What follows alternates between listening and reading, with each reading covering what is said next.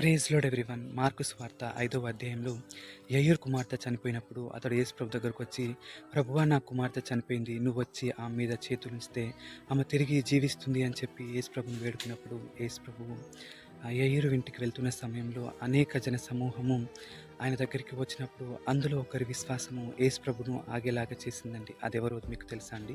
12 సంవత్సరాలుగా రక్తస్రావ వ్యాధితో బాధపడుతున్న స్త్రీ విశ్వాసము. ఆమె తన ధనమునంతా వ్యయం చేసుకొని ఎటువంటి ప్రయోజనం లేదని యేసుప్రభుని గురించి విని ఆయన వస్త్రపు చెంగునైనా నేను ముడితే స్వస్థత పొందుకుంటానని చెప్పి నమ్మి ఆమె జనముల వెనుక తట్టొచ్చి ఆయన వస్త్రపు అంచును ముట్టిందండి. ఆమె ఎప్పుడైతే ఆ వస్త్రపు అంచును ముట్టిందో ఆమె విశ్వాసము యేసుప్రభును ఆపగలిగింది. యేసుప్రభు నుండి ప్రభావము వెళ్ళి ఆమె రక్త ద్వారా ఆగిపోయిందండి.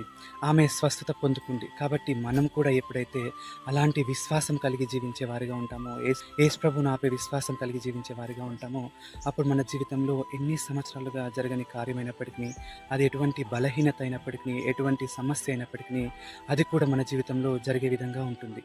కాబట్టి మనం కూడా ఆ స్త్రీ వలె యేసుప్రభువును ఆపే విశ్వాసం కలిగి జీవించే వారిగా ఉండాలి. అట్టి కృప దేవుడు మనందరికీ దయచేయునుగాక. ఆమేన్. హల్లెలూయా.